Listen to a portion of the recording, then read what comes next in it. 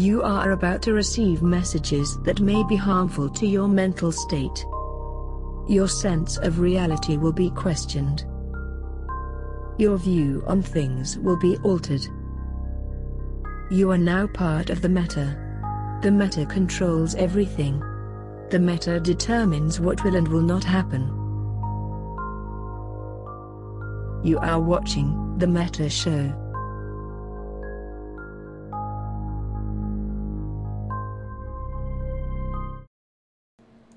And we're live. It magically works. Indeed. Yep. Wow. Okay, well, this is going to be an interesting show. We have, kind of like last week, I don't know if you guys got a chance to see last week's show. If you did, let us know in chat what you thought of it. All hour and a half thousand viewer. It's kind of like Jerry Springer in space. So I was asked to play that intro last week, and I didn't do it. Hopefully this week things will be a little bit better behaved all the way around. We can't promise that somebody is going to drop on each other mid-show, but you never know. So we've got an interesting lineup here. For the first time ever, Aerith, who is a CSM member, is in a channel that Vince Draken is active in. We're going to troll him about that a little bit. Vince, of course, leader of Northern Coalition.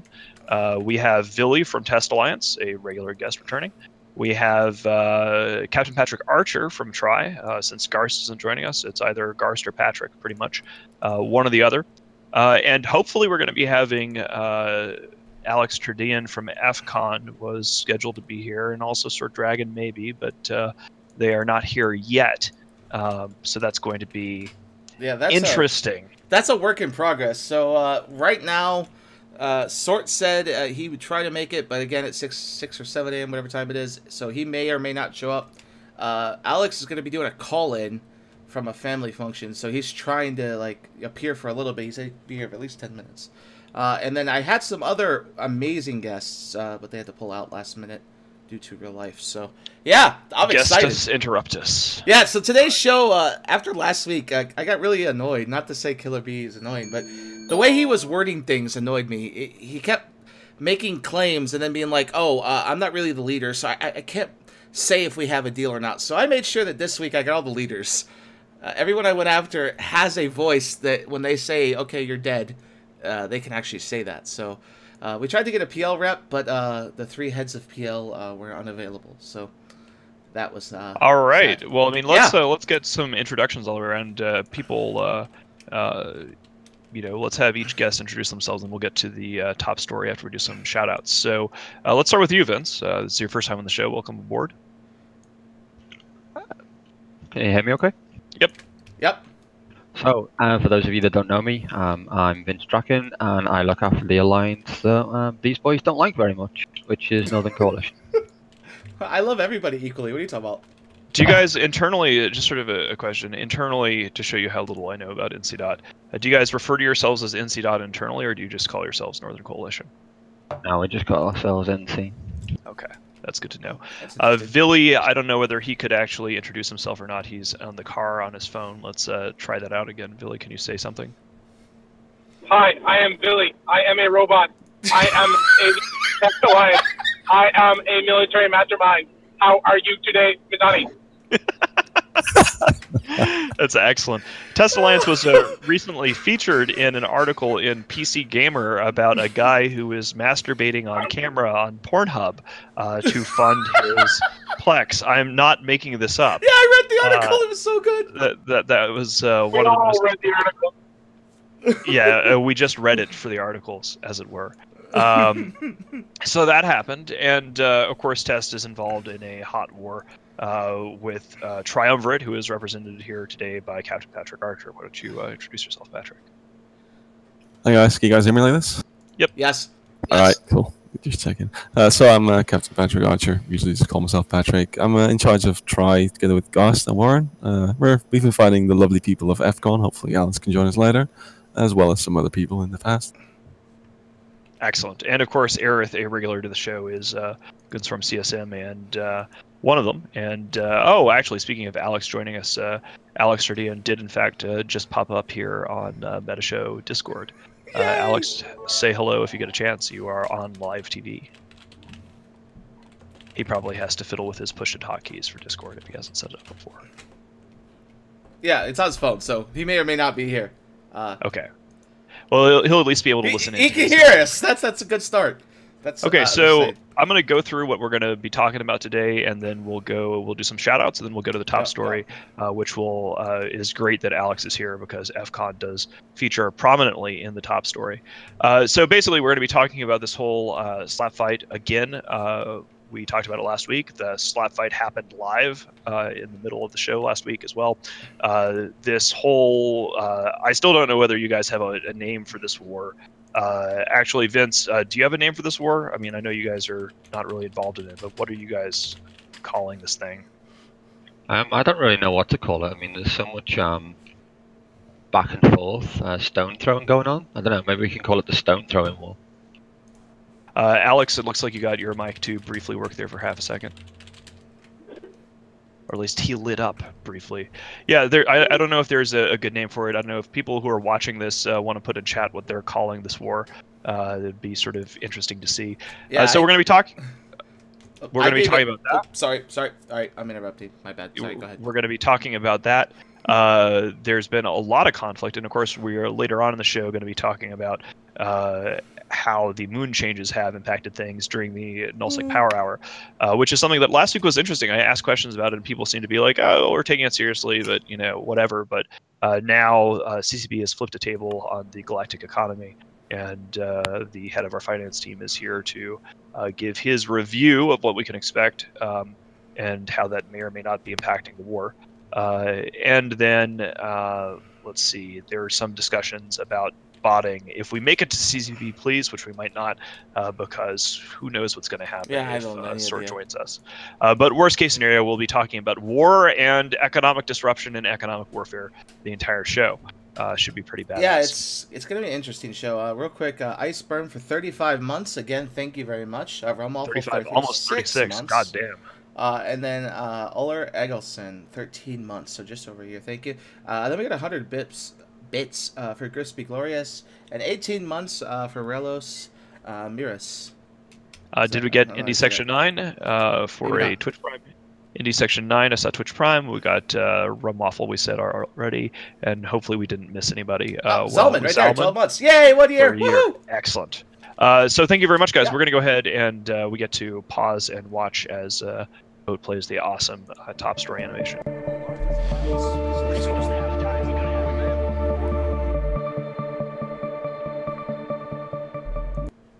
And our top story today, I call it the new proxy war. The new proxy war. I say this because, until Sort gets here and can comment for himself, I honestly feel like it's the big players gently whispering sweet nothings into people's ears to get them to go do something, right? And then the fight in the war going in that direction. So you have, like, Vince may be able to comment on this. I have a wonderful log about this where, maybe Vince got into Gigex's ear and was like, those guys Solar, you might want to go kill them. And then, try getting people saying, hey, don't be blue to everybody. Let's just kill everybody. And, GOTG maybe getting told to go invade the DRF. So I call it the new proxy war. That's my word for it. I want to start today. I do want to hear what Vince has to say about this, but the white hot combatants that are in the spotlight right now are Tri and FCON, and hopefully Alex has got his mic fixed. But I want to start with getting an update, kind of like we got from last week from Garst, with starting from the Tri perspective, and then I want to hear NC is sort of moving over into this area. They haven't been directly involved in the war, but maybe they will be soon. Patrick, give us an update. What is going on, and just be as biased as you feel like from Tri's perspective. What the fuck's happening? How is it going? How have things changed in the last week? Yeah, thank you. So I was hoping to come in here guns blazing like the Progo did last week. So FCON had their Alliance Coalition meeting right now, or like half an hour ago, and we started to reinforce as a Toyo with them, like doing the meeting with caps and stuff, and they were doing this moral like speech, don't evac your stuff, and then later change it to only evac your PvE assets, and then they started undocking caps. So we're like, okay, we're going to have a fight now. And then they started self-destructing their caps on the Keepstar as we were reffing as a Toyo. So that's where we're at right now. self-destructing their caps on the Keepstar? I mean, do they not have the ability to jump them out? Like, are they just so deep in Bumfuckistan that they can't get out, or are they just giving up? I don't know. They're just insurance frauding. Well, not all of them, but there's like dudes that were insurance frauding as we were referencing to Toyo in the middle of the morale speech that they're doing fine and they need to do better though. That was pretty hilarious. So no fight sadly, but who was the person that was actually giving that speech? Was that Alex here, or was that somebody else? I think it was Tarquinius, who basically. Can you? There we go. There we go. Yay! I'll turn him up. Go ahead. Yeah, if you can raise your volume. I got him. Alex. Is that better? A little bit, yeah. Yeah. Go ahead. Excellent. So sorry, I'm on the road at the moment. I got 15 minutes. Patrick, yeah, we were having an FC meeting, a little bit of morale speech from Talk, and they were reinforcing us to Toyo. We're making plans to combat the 24-hour timer later. And yeah, I mean, people are quite worried in FCON. They see Tri roaming around our space, but we're going to fight. We'll see how it goes. And if it doesn't go too well, we end up just backing our Keepstar, fighting out of that for a month or so, then it's going to happen. And then we'll see what we do from there. I heard that Tarquinius, so the morale speech was being given by Tarquinius himself. I'm not too sure because I've been on the road for the past 3 hours today, but it would have been an impromptu one at least. We have a proper meeting that we're doing tomorrow. Oh, gotcha. Are you who's in charge of FCON right now? Talk is the CEO of FCON. I'm the like the Sky Marshal and one of the vice CEOs. And due to the fact that we've got a couple of vices who are out for RL, I've been running quite a lot of the stuff the past couple of months with the help of Yomod and Talk when he's available. He's quite busy with his job at the moment, so he's bouncing in and out as much as he can. Are you guys still a democracy? Pretty much. We make, now we're in war, of course. We've been in war for the past 3 months. We make most of the decisions without any votes of any kind.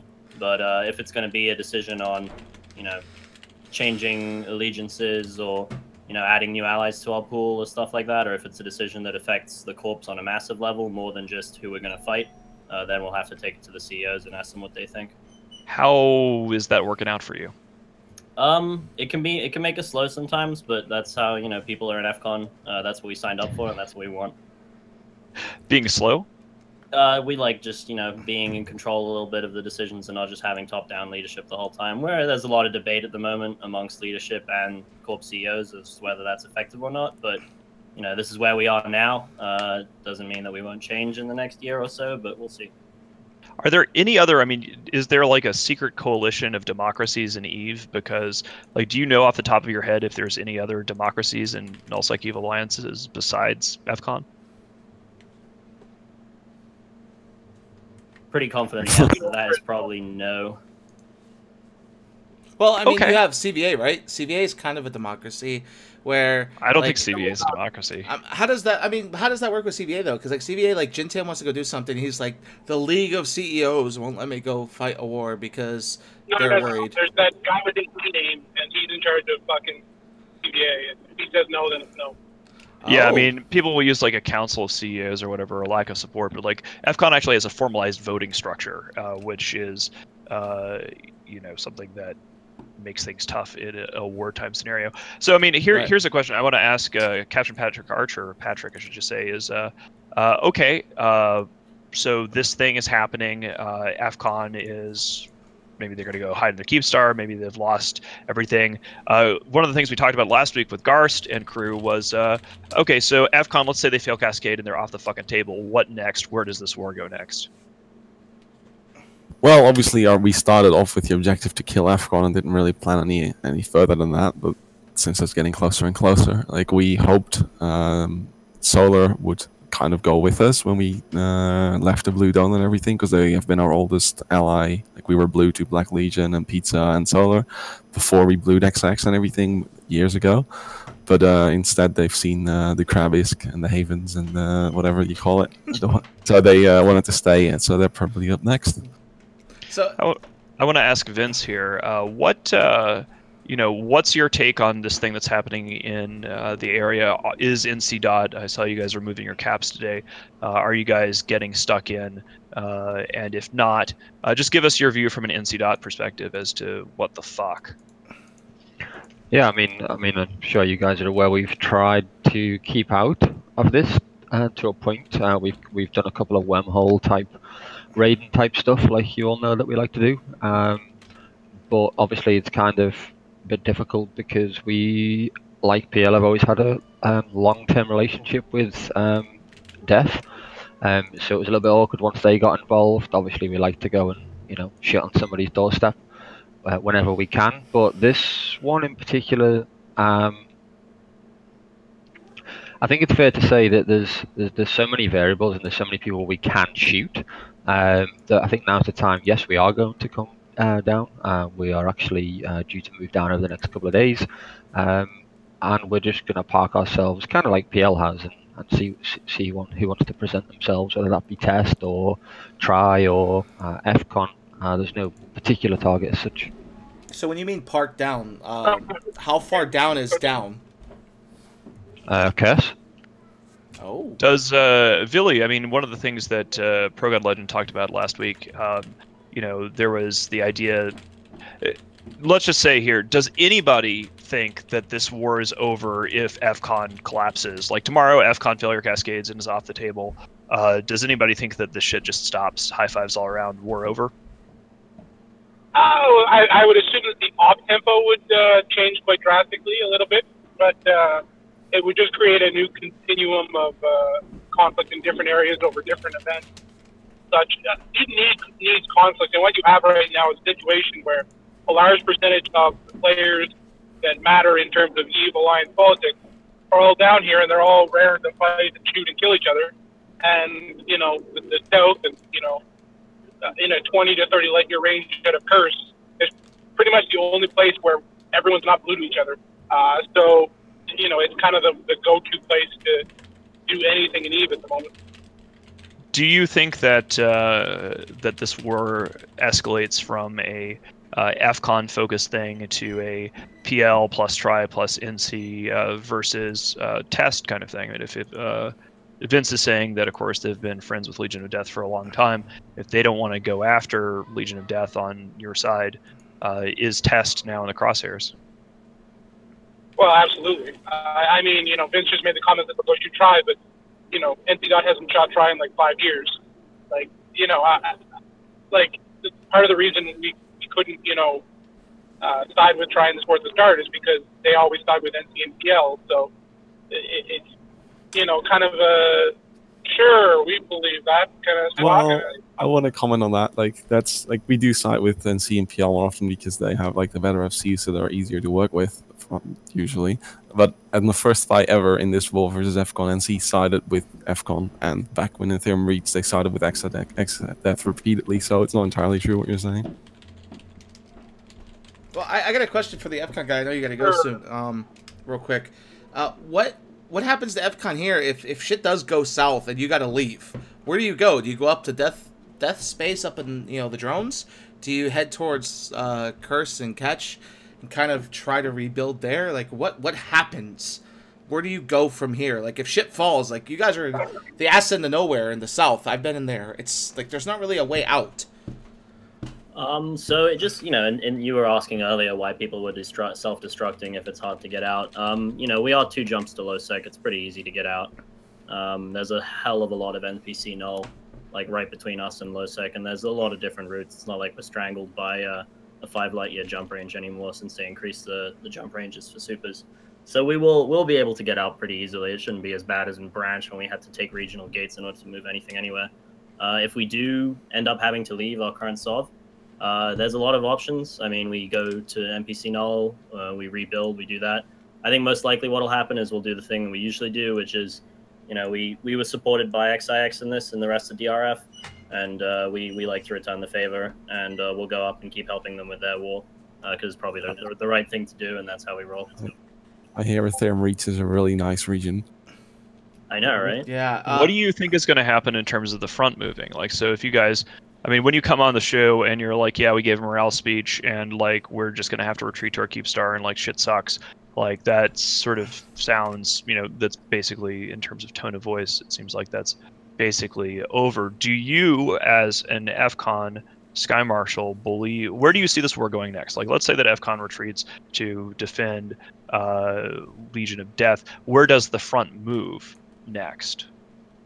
Well, the front would be up there in Peregrine Falls and Ethereum Reach. We'd still have GOTG coming in from the Peregrine Falls side of things, and then Tri would probably turn their heads and start hitting XIX from the south.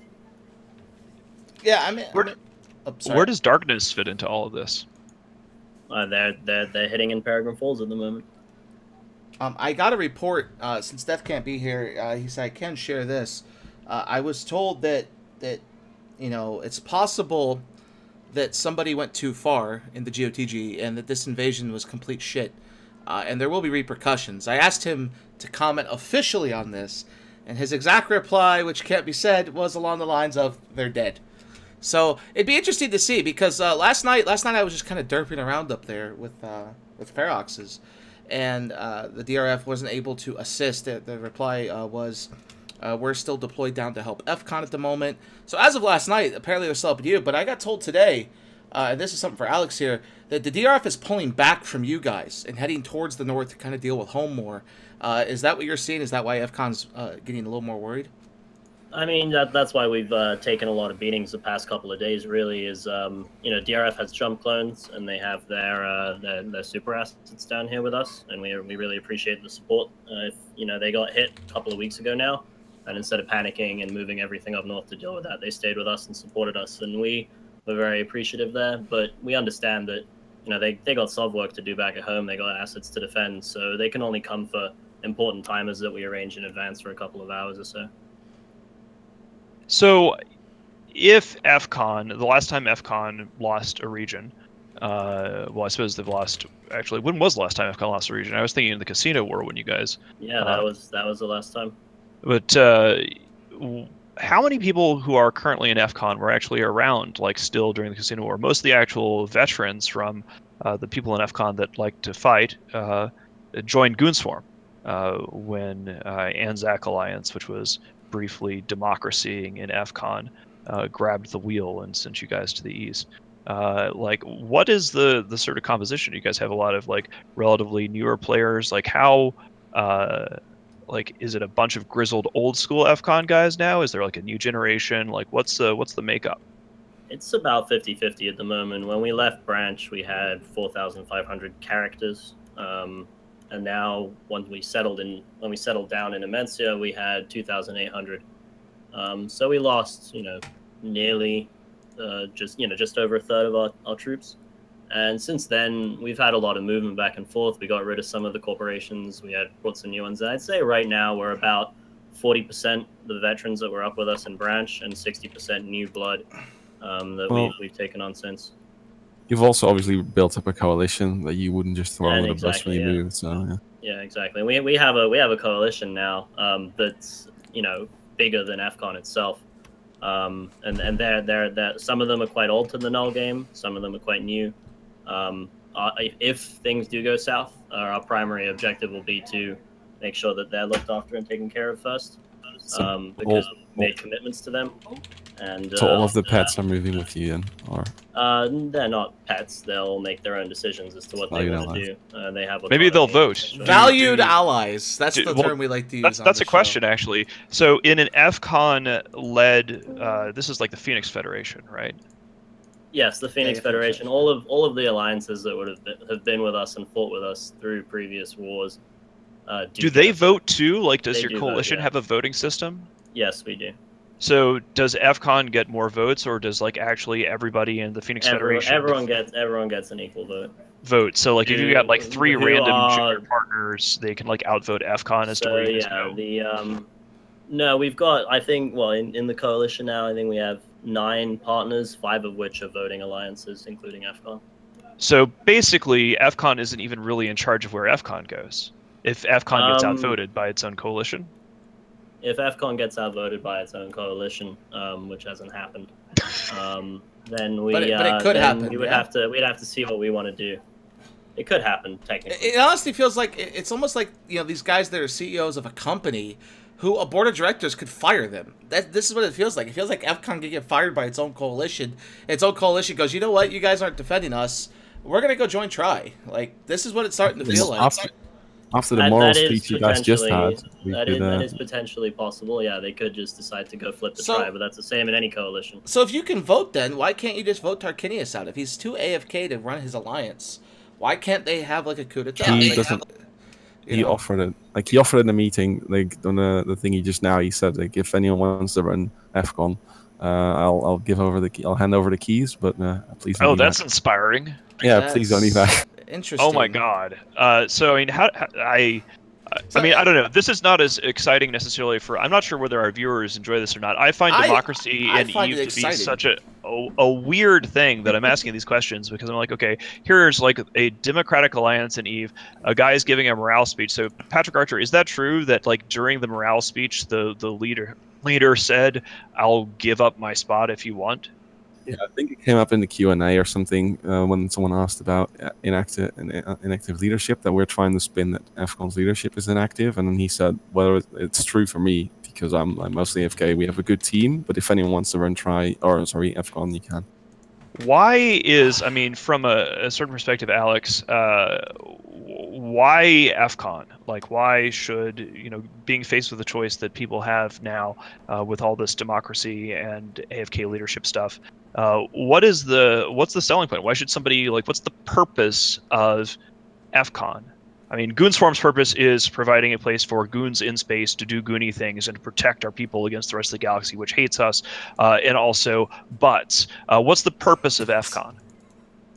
The purpose of FCON for the past year and a half since we moved is to start this Phoenix Federation and get ourselves better at PvP and kind of stand alone. We did get pretty soft as a nullsec, part of the big nullsec block up in Branch, and we weren't happy about that when we left. That's true. It is. Obviously, it's my fault that FCON was soft. No, it's not your fault at all. It's that we went to Branch, we got comfortable, and we settled down, and we didn't make good. Like, we didn't do good stuff with what we had up in the north. So we decided we didn't want to make that mistake again. And our main drive has been to, you know, a bunch of people that enjoy playing together. They want to make these decisions together, and it's been getting better at PvP and, you know, becoming more of a standalone entity. But you know, there were mistakes made in the past year and a half for that too. You want to become more of a standalone entity, and I'm interrogating you here. I apologize because you only have a short amount of time with us, so I'm getting all my questions out of the way. You know, you want to be a standalone entity, but you guys have set up a coalition where other people can outvote FCON. So, like, what counts as standing on your own if all of these corporations and other alliances are all voting about stuff? Who is standing?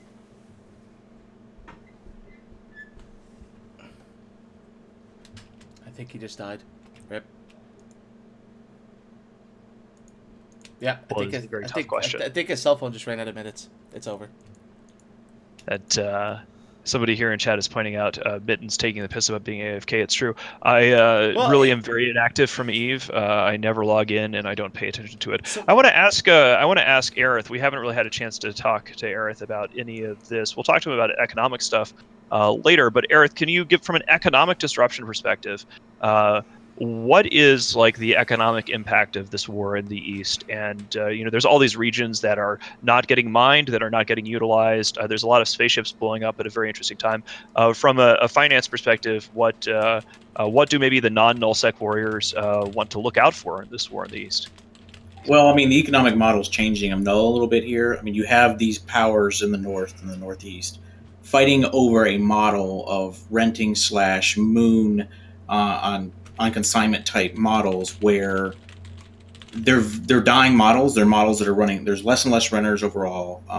They rely on a new influx of players that are kind of going through that growth stage or just perma-stay in the rental stage.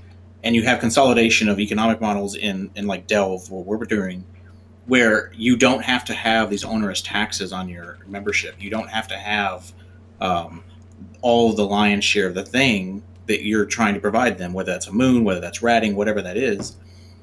But they haven't really figured that out yet, and so they're fighting over kind of table scraps that are going away.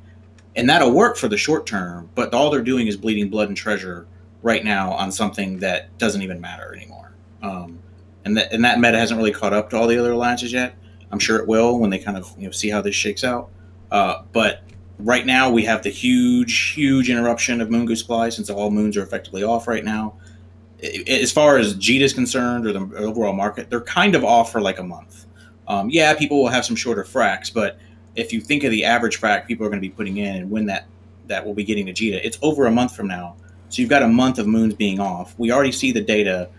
We understand what CCB's done. I'll give you the broad brushstrokes, which is essentially maybe less per moon if you're just focused on just the goo itself and not the rest of the moon, but a lot more moons. But it also is kind of close enough to where you could think they're assuming perfect supply and perfect logistics, which is not the case. So we're going to have disruption on top of the disruption, which is really cool for you. So I just wanted to go around to the participants in the war and just see whether how they feel about that. Let's start with Vince on this one. Like, have you guys done any planning or thought about the impact of this? Is it factoring into your war plans in the East with all of this moon disruption? I mean, I think we're very much in the same position as everybody else. We obviously did some prep work before to make sure that we had enough stocks of various things that we would have usually used the moons for to build, so on and so forth. I think we're kind of very much in a position whereby we're just in a fortunate position where we can sit back and, I suppose those that depend on stuff like moons, we're in a fortunate position where we can sit and wait and see what happens and then adapt as and when, as I says, when JITA recovers or it doesn't. I mean, it looks as if, judging by some of the scans going around, that there isn't as many R64s around as there was. Apparently Stain's got some, but the distribution doesn't seem to be great overall. So one of the questions about sorry about this, but like one of the follow-ups for Vince, last week on the Meta Show, Killer B went into quite a bit of detail about PL's rental program, which turned out to be mostly from rental from other PL members. But I know that my impression is that NC.dot is relatively shielded from some of these changes because my understanding is that you guys have a more well-developed rental program than PL does. Maybe you could talk a little bit about that. Yeah, I mean, obviously, I think it's common knowledge that we've been a rental empire for a long time. When back in the Halloween War, when PL decided to give up the renters that they had, we took them over. We kind of were in a transition period as the game has changed over the last two, three years, that those people have largely stuck with us. To be fair, we also do have some people from within NC.dot that have industrial characters, so on and so forth, who perhaps don't have those characters in NC.dot but choose to do their industry elsewhere. So technically, they do rent from us too. But again, that's I would say probably 20 to 30% of our income. The rest is from people who choose to have a safe place to rat and mine, I suppose. Now, Yeah. Billy, I'm going to take this over to him. Sorry, go ahead. You ask a question. Yeah, I got more for Vince. So, back in the day now, you guys first started your rental empires when you sided with Death in invading Solar, back when Solar and Death were pretty much split in half, and the outcome was to create Bot. And when PL gave up its assets, it all came towards you. And I have some, friends of mine said, you guys, unlike PL from last week and previous discussions this month, you guys are pretty well set, like in terms of money. Like you guys have good money put away, unlike your counterpart in PL. But is this an opportunity for you guys going down here and seeing the disruption? I mean, in the case of FCON, they're about to lose 2 regions. And this 2 regions of space that there's more people going to be needed to fill, that there really just isn't those numbers in the game right now. There isn't anyone that's going to fill those 2 regions. Is that more rental space that could potentially be used? I would say for people that live in and around these regions, sure. I mean, the problem is with rent. Oh, Lily's going to crash. That's the best slow-mo interruption. But I mean, like, if you guys like fully move down, Billy, like, can you say something there? Like, you worked so hard to robot your way into what Vince was saying. Muted his mic, nothing. Okay, Vince, why don't you continue then, please? Yeah, so I think obviously if FCON decided to get up and leave, then obviously that leaves quite a bit of space open to, I don't really know who, because I mean, Tri just decided that you know, they wanted out of the Blue Donut to go ahead and have some independence on their own and blow everybody up. So, I mean, something that I have said, I mean, we've been poked by 1,000,001 people in regards to this conflict that's going on as to, you know, can we help, so on and so forth. But what baffles me is that in a game that is FozzieSov, the sheer volume of space that is owned by the DRF it's undefendable, in my opinion. Yeah, I have a really famous quote from you.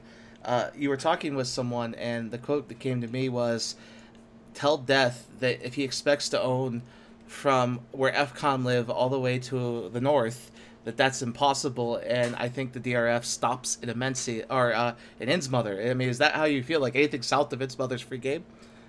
That's pretty much the conversation that I had with. It was actually with Jay, what's his face, that I had that conversation with initially. Jay Macaroni. Yeah, and then when I caught up Jay with Maricati, that okay, that guy, right? Yeah, and then when I caught up with Death, I kind of just reiterated that because I believe that perhaps the words that I used to Jay were perhaps maybe changed a little bit. But yeah, as far as I'm concerned, you know, at the end of the day, we need something to do, and if they want us to be, you know, continue to be on each other's borders and leave each other's shit alone, then, you know, there needs to be somewhere where we can go and shoot stuff. And as far as I'm concerned, you know, swallowing up from effectively Gem all the way down to, I don't even know where the fuck FCON lives, but all the way to FCON, that's a lot of shit in my opinion. I mean, I mean, you guys used to own a lot of space and made the decision to consolidate, which is obviously makes sense in. Yeah, it's like an old school like Dominion Sov style Sov that they've got out there. One of the things Vince. Oh, sorry. One last thing is, like, what are you guys bringing down? Because we know PL's down here with just subcaps, maybe a few dreads. Are you guys going to bring the full force that NCI has? You know, just shit on everyone. Because like one of the things Killer B said is we didn't bring supers because we were worried it would ruin the good fights. Is this a situation where NCI just brings everything and says fuck this, we win?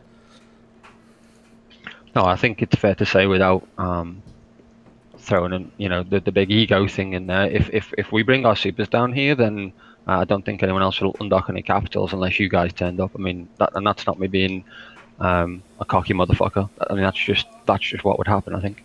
I would like to get. It's unfortunate. I don't know whether Billy can use his words or not, but you know. Yay! You actually can. So, Billy, you had some commentary that. What do you think? What were you going to say?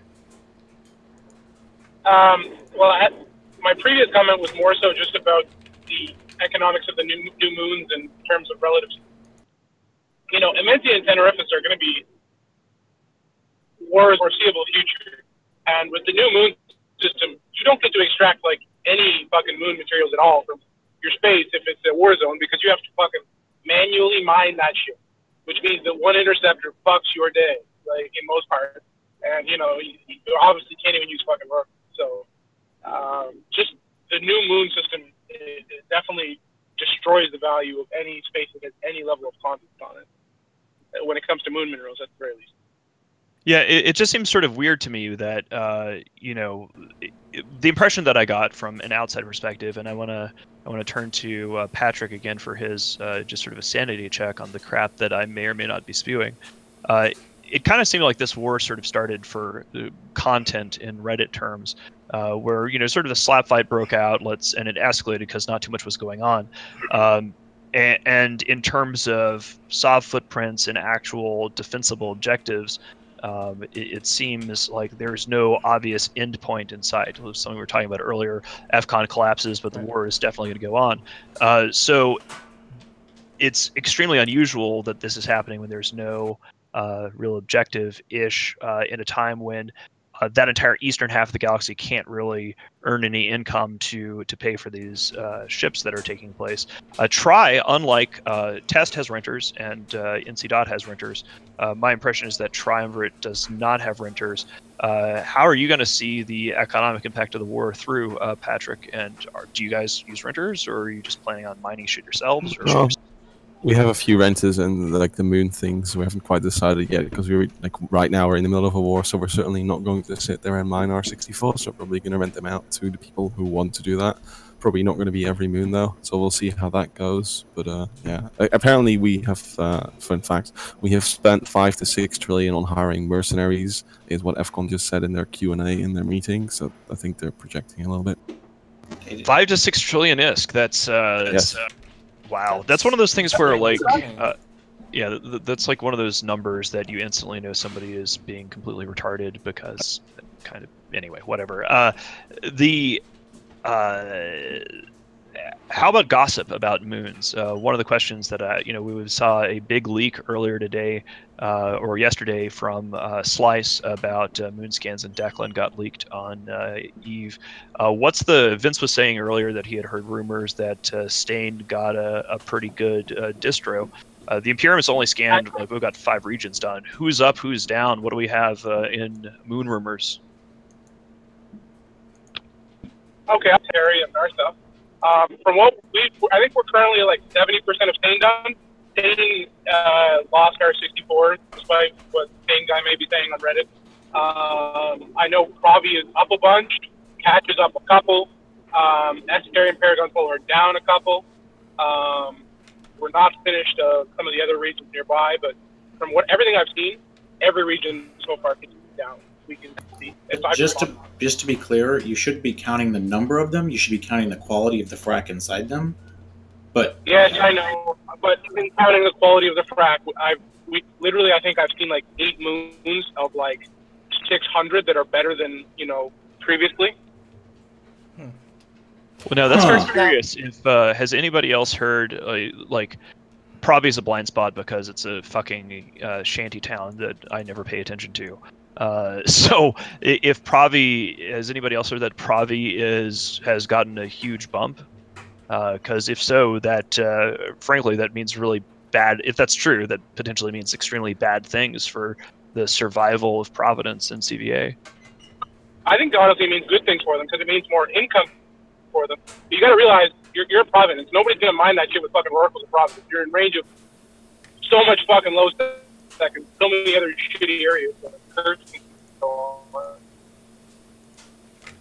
And like it's got to Providence got to be mined with holes, right? Like those are. I mean, if Providence gets more moons. I'm Providence got moons. Like no, everybody's still gonna stay away from that fucking shithole. But it just means that people that live in that fucking ghetto get like a couple more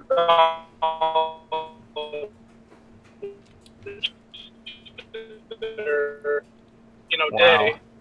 Could be wrong. Okay, you actually went through there. That's good. Yeah. I mean, one of the other things, though, I mean, it's true that Providence is within drop range of just about everybody. But the flip side of that is, when we have people like Test and PL and NC within range, if Pravi is unfortunate enough to have, or fortunate enough to have moons, what's stopping, for example, Vince, who is briefly FK, had to mute his mic, but what's stopping Vince or PL or us or Test from bogarting those moons and plopping or firing a platform on them and then charging Providence rent? Vince, if you can comment, I mean, what the fuck? Providence actually has better moons. What do you think about it, Vince? Yeah, I mean, Providence as a whole, based on the roadmap that CCP has laid out to everybody in terms of faction citadels and stuff. I mean, you add those up. If they've had a good moon distribution, add that up on top. I mean, that's a pretty juicy cow over there. Interesting. I'm interested though, because from what I'm hearing from all the different people I've talked to this week, we're actually going to get to the moon being thing in a second if you want to, because we can go to it now. Because the DRF and GOTG guys aren't here, obviously. So we could go on to the next story, which is all moons. And I have yeah, because I think I need to give some background on what we're dealing with here. So let's press a button. All right, we're gonna look at an animation. Hang on, Aerith. All right, hold on. We're gonna look at animation. First things first. Eric, 22 months in a row, says space democracies. Some shoutouts. I'd rather scratch my back with a hacksaw. And then Prungle for 4 months says nice shirt boat. And then we had a couple of minor donations, which were pretty nice. They're called bits, and we had 100 bits from Anonymous. Yay. And another one. So yay! No sick per hour. Yay!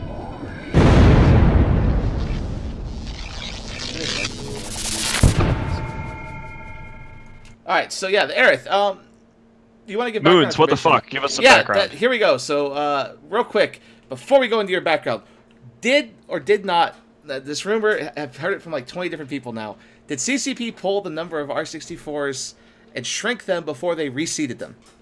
Is that something NDA, or can we take a guess at this? I'm not even sure what you're referring to. Okay, so say there's 1,000 Moons R64s don't work in the that game. way anymore. No, like say there's 1,000 R64s in the game. Did they go, okay, we're only going to give out about the equivalency of 900, and then we're going to seed it that way? Does that make sense? Aerith, why don't you explain the background go ahead, so that you can sorry. tell Boat why his question doesn't make sense? You teach people too. It scares me. So moons now are in a system that's active mining. You pull the chunk out of the moon, and that chunk is comprised like a pie chart of various compositions. So it might be 40% dysprosium, it might be mixed with an R32 for 20%, and maybe even it's mixed with another R64 that makes up another 20%, right? So let's just say you have 70, 80, 90% of a moon that's all good. That moon would be godly, right? Yeah, that doesn't actually happen, but let's say 60% at the high end, where 60% of that moon is an R64 or an R32. We have a moon just like this, where it's a double R64 and an R32. We originally thought this is scary. When we started getting our scans, we're seeing a very good, based on others' feedback, distribution for ourselves. I mean, very good. So we wanted to get more information from some of the other regions before we kind of called the ball a little bit. But net, it's when you factor in noise in the system, this is less supply. Because you cannot factor perfect ever, and even if you could, I think this might end up being less based on how the mining is going to work. So you've got that, you've got the interruption. That all gets very, very scary from a speculation perspective. Most people have been stockpiling now for a few years in Goonswarm, and I'm sure other alliances have been stockpiling for 6 months. We had trillions of ISK as an alliance. We had trillions of ISK as individuals. So we have tens of trillions of ISK worth of moon goo and salvage and everything for this patch, knowing I've got to deploy 200 to 300 refinery/miners in the first 60 to 90 days. That's trillions of ISK. That's a huge logistical effort. So you're going to see this interruption at an alliance scale for 60 days minimum, but you're not really going to see the horror start for about 30 days in, because you have everyone in EVE right now clearing out their tower silos, bringing it to Jita and selling. So the price is getting dumped, and then you'll have speculators. They'll panic like, oh my God, it's dropping from what I bought in. They'll drop.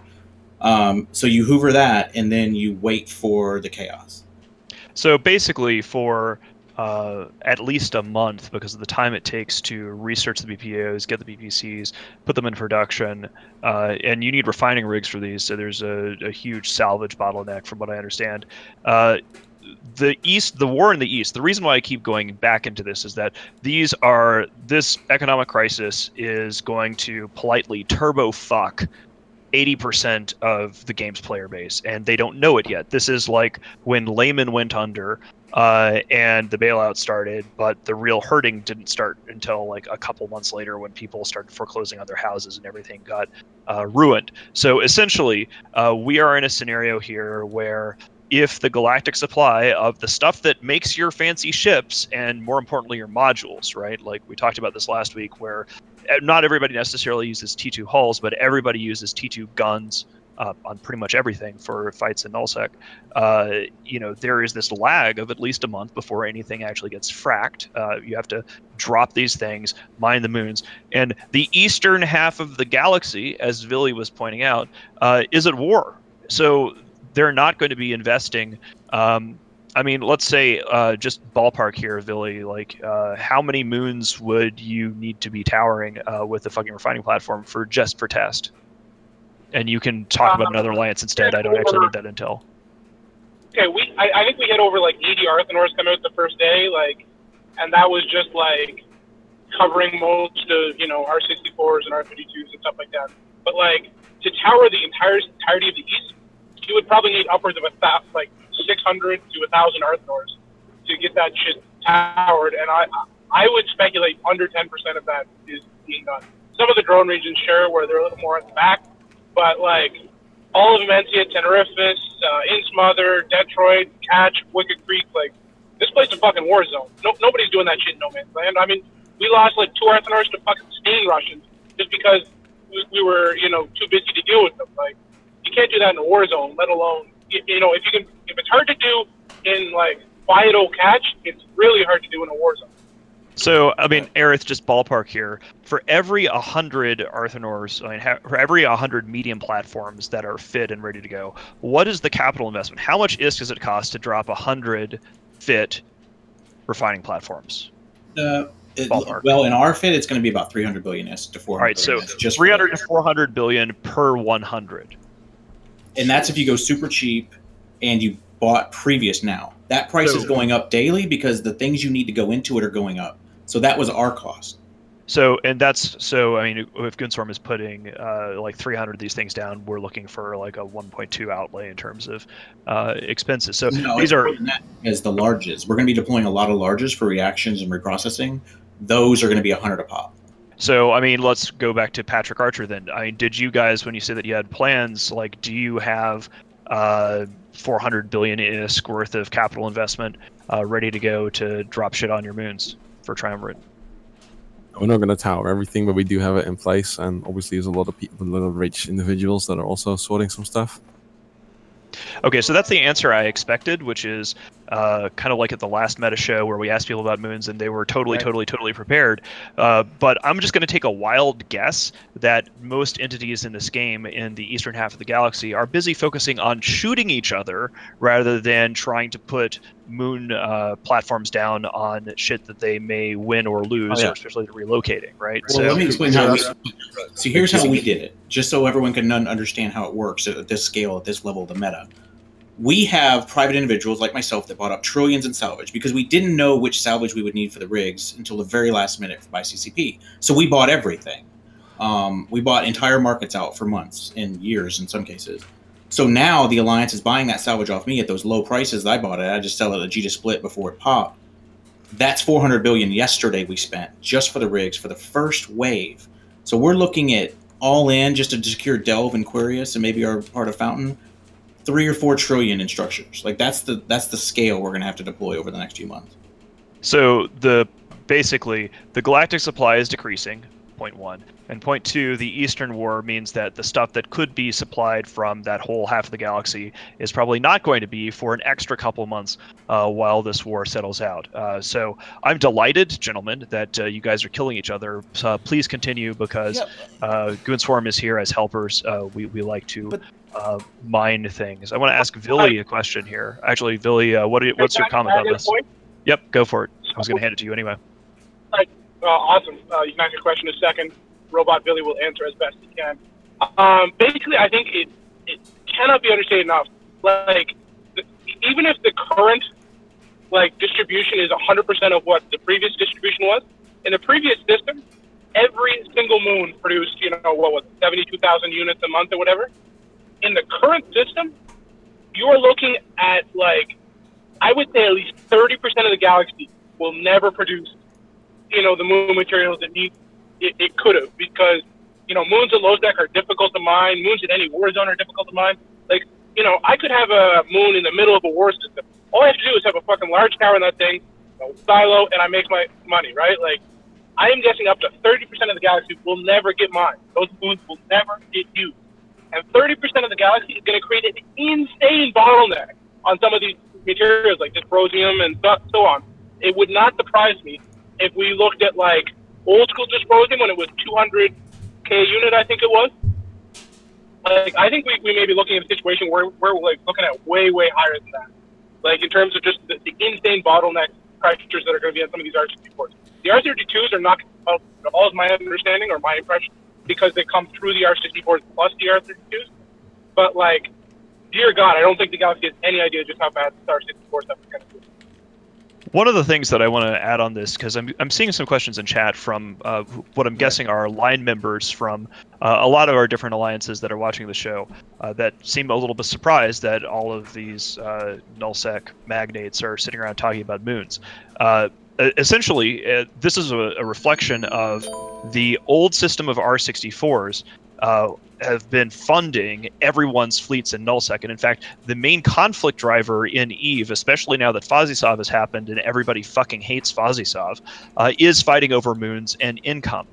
So if you're confused as to why people here are taking this seriously and diving into the depths of moon mining as opposed to space laser shooting is that the lasers are created by this, and most of us end up fighting over regions based upon their worth to build ships for you guys to go kill each other. So this is basically the terrain. If EVA's like a big board of like a strategy game of Risk or something like that, this is where the resources come from. It's a understand, right? Like Germany invaded Russia for oil, and this is the oil of Eve, right? Like, wars are fought over resources. As much as people think it's all over, egos, and I think, Try are evil, and Krogat wants to strangle Garrus, and Garrus wants to kill EFCON. Like, no, this shit is fought over resources. And, like, moons are Eve's, like, premier resource other than, Avens and, Arcanor or whatever the shit that is. Yeah, it's one of those things where, like, it's not actually about content. And one of the curiosities is going to be what happens when there are people who are in low sec and high sec who are paying 10 times as much for medium artillery for their fucking Hurricane or something. And they're like, why did this happen? Oh my God. And that screaming isn't going to begin for a month. Like, already you're seeing some whining, but the real... basically everything is getting thrown into chaos. People just don't realize it yet. We're basically, it's a fucking Wile E. Coyote Roadrunner cartoon right now. Everybody is acting like war is happening and it's situation normal, and the coyote has run off the fucking cliff and just hasn't realized that there's nothing under his feet. And there's going to be a funny little sign that says, where are my T2 guns? And then implosion. So that's the question I have next for Aerith, though, is like, is this good for the game? I understand a minor disruption, maybe 10%, but the way some people are talking, low sec's never going to seriously be mined like it was before. I mean, that was passive income that places groups like Snuffbox and MC and Shadowcards are all held onto these moons and passively made tons of money off them. And they got out of the low sec game. Almost all of them did. We had a huge fight just happened yesterday or the day before, one of the two. I was at work.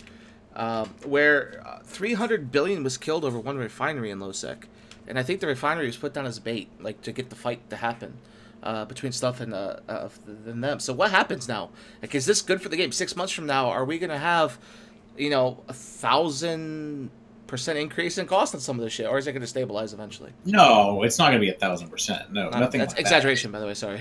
Yeah, like no, I mean even 10 times would be probably not remotely stable. 5 times, whatever. Probably multiple, sure, but nothing like that.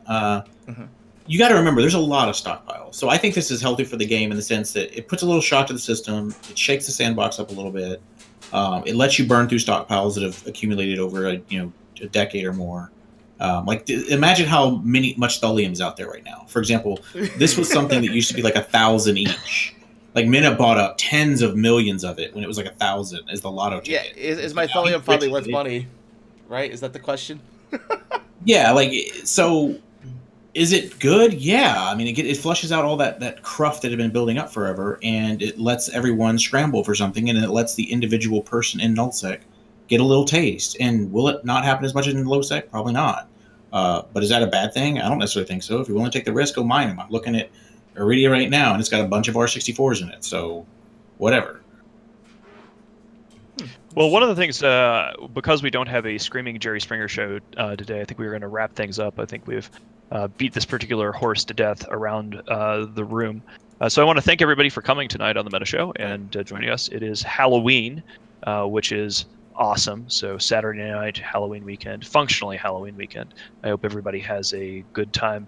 Last round of questions I'm going to start with Vince. Are you going out tonight? And if so, what's your costume?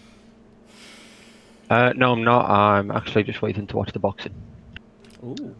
Boxing. Villy? I'm writing reports tonight. Yay. Oat? No, I've got family stuff going on. I'm hanging out with my family, so. Patrick? Actually, yes, I am. I am going you. to work, but I'm going to bartend. So they have a costume for me there. I don't know what yet, but it's going to be interesting for sure. Excellent. Aerith? Just hold on to your hats. Watch December. Okay. That's his Halloween costume is the Moon Boogeyman. All right. Yes, I'm not going to that crowd. I will do my best. I mean, I'd love to go out, but I just today I finally caught up with sleep. I slept like 10 hours for the first time in like 3 weeks. teachings have been nuts. I actually got to do a thing with kids Friday with Halloween, but I've just been too busy to really think about a costume. Though my nephew was hilarious. He was dressed up as a turtle, these two, and it was so awesome. Yeah, when you gotta take 3 kids around, you don't ever dress up. Yeah, yeah. All right, boys and girls. Well, thank you very much. And we have some shout-outs before we go. Let's do some shout-outs, yes. Yeah, Patrick Archer donated $3.33. Didn't really say anything. 100 bits from Deathlock, which is $1. $5 from Crispy Glorious, which is 500 bits, and says Ask Ace Recruiting joined the biggest alliance in Eve. We had 2 Twitch Primes, which was Valorian, and then Sis Semper Tyrannus. 69. Yeah, awesome. Feel the Qualm was what. Oh, he said Feel the Qualm, but I said Feel the Qualm. Where's that from? Anyone know that one? Lycorp. It didn't go through properly. Yes, Qualmsy. Yes, he is. One of the oldest corps in Eve. Used to be in La Volterra back in the day. Okay. I remember. That's too old for me. I'm sorry. It's not too old for me. I remember. I'm on 10 years, so. Along with the Key, with the old Shinra gimmick back in the day. Yes, Feel the Qualm. That's their tagline. Yeah, it's been a great show. It does suck that time zones makes it hard to get certain guests. I was really looking forward to Galvin's and Vince, UX Death and a couple others that would have made this show a little. Well, at least somebody spicy. was looking forward to Galvin's. Well, I was. He's never done the show. Like, we've never had a Horde guy, and Horde's busy down there fighting the good fight. And we had a Horde guy last week. Yeah, it was an FC though. Like the way Goblins point out, like Goblins is like you, right? Like I doubt some random FC named Thomas Lear could go and say, okay, fuck you, we're gonna burn your house down, right? Like only a Mittens can do that. You know what I mean? So we needed someone like that, and that's the Goblins, okay? So, yeah. All right, we're guys, out of time. well, that's it. Yep, Thank you very much for coming, and we will catch up with you all next week.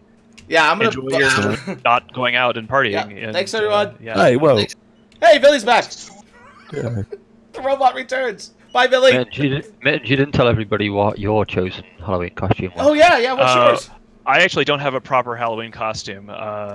We are throwing a party and going out, which is going to be interesting. We're going out before having a party, and it's just going to be a mess. I might dress up as my go-to like bullshit costume is to dress up like a Republican. When I went to handgun training course in Pahrump, Nevada, I've got like an actual honest to God properly done like America baseball cap that's actually been and like I've seen that picture. I'm gonna get my fucking 511 tux on, and you know, it's amazing. Like I dress up like that, and people don't recognize me at all because I look like some guy who walked off a firing range in Alabama. But anyway, that's my lazy that's so funny. That's so wow. Yeah. All right, boys and girls. We'll see you next week. Bye, everyone. Indeed. So long, guys. You are about to receive messages that may be harmful to your mental state. Your sense of reality will be questioned. Your view on things will be altered. You are now part of the meta. The meta controls everything. The meta determines what will and will not happen.